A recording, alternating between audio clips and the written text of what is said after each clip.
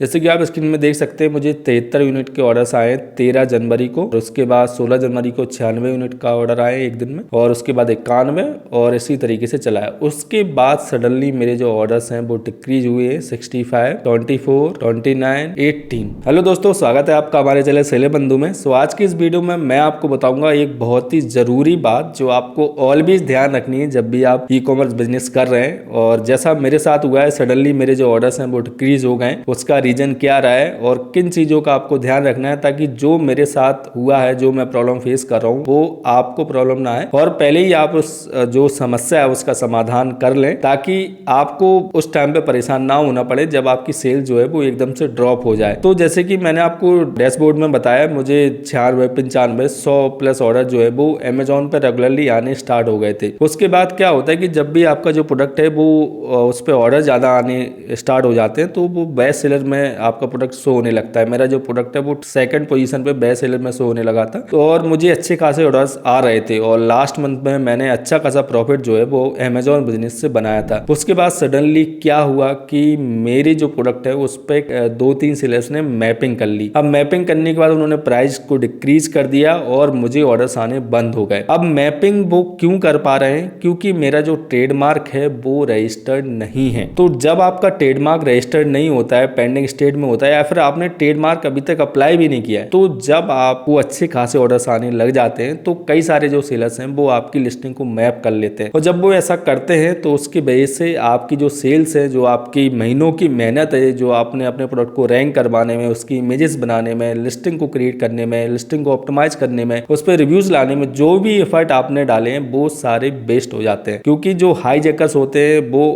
Cheap quality के product cell करते हैं और आपसे कम प्राइस कर देते हैं, जिसकी वजह से उनको ऑर्डर्स आने स्टार्ट हो जाते हैं। तो उसके लिए आपको ऑलवेज ध्यान रखना है कि जब भी आप कोई प्रोडक्ट ई कॉमर्स में सेल कर रहे हो, चाहे आप फ्लिपकार्ट पे सेल कर रहे हो, चाहे आप अमेजोन पे सेल कर रहे हो, तो आप जिस ब्रांड नेम से अप्रूवल लेते हैं फ्लिपकार्ट या फिर अमेजोन में, उस ब्रांड नेम का ट्रेडमार्क जरूर आपको अप्लाई कर देना है। अप्लाई कर देने के बाद आपको ये भी चीज इंश्योर करनी है कि आपको वो जो ब्रांड नेम है उसका ट्रेडमार्क जल्दी से जल्दी रजिस्टर्ड हो जाए। एक होता है सिंपल प्रोसेस जिसमें कि आप 4500 रुपए गवर्नमेंट फीस देके ट्रेडमार्क को अप्लाई कर देते हैं, उसके बाद 1-2 साल का समय लगता है, तब आपका जो ट्रेडमार्क है वो रजिस्टर्ड होता है। और सेकंड जो प्रोसेस होता है वो होता है fast track process. Fast track process में आपको 4500 रुपए तो लगता है ये ट्रेडमार्क रजिस्ट्रेशन फीस, उसके साथ में आपको 20,000 रुपए फास्ट ट्रैक फीस लगता है। तो 20,000 रुपए आपको अभी सुनने में ज्यादा लग रहा होगा, लेकिन जब आपको ऑर्डर्स आने स्टार्ट हो जाएंगे और कोई आपकी लिस्टिंग को मैप कर लेगा तो आपको 20,000 की बजाय लाखों का नुकसान आपको अपने ई कॉमर्स बिजनेस में होगा। तो ट्रेडमार्क आपको कब अप्लाई करना चाहिए और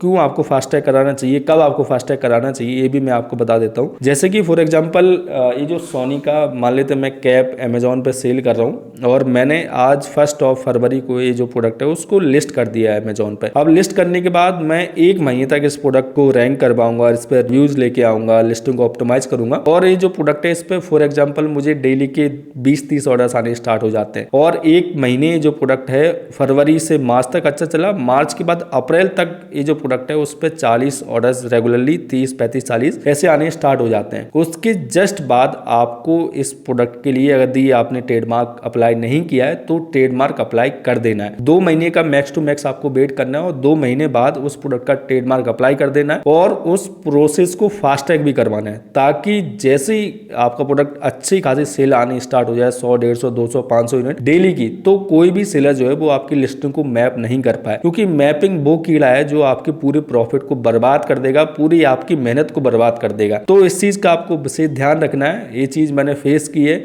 और बहुत ज्यादा समस्या मुझे हुई है और मुझे लगा कि आप लोगों के साथ शेयर करना काफी ज्यादा जरूरी है। सो प्रोडक्ट को सेल करने से पहले ट्रेडमार्क जरूर करवा लें। और भी कई सारे जो बेनिफिट है वो आपको मिलते हैं ट्रेडमार्क के साथ में, जैसे कि आप अमेजोन पे A+ जो लिस्टिंग है वो क्रिएट कर सकते हैं और भी कई सारी चीजें जो आपको एडिशनली मिलती हैं। सो ट्रेडमार्क जरूर अप्लाई कर लें, रजिस्टर्ड करवा लें, ये काफी जरूरी है। आपको आज यदि नहीं लग रहा है इंपॉर्टेंट तो कल अगर यदि आपके साथ ऐसा होगा तब आपको ये चीज बहुत ज्यादा जरूरी लगेगी, तब आपको मेरी बात याद आएगी। तो अगर आपको वीडियो हेल्पफुल लगी तो इस वीडियो को लाइक जरूर कीजिएगा। कोई भी सवाल, कोई भी कंफ्यूजन होता है मुझे कमेंट कर सकते हैं। सो मिलते हैं अगली वीडियो में। Keep selling, stay awesome.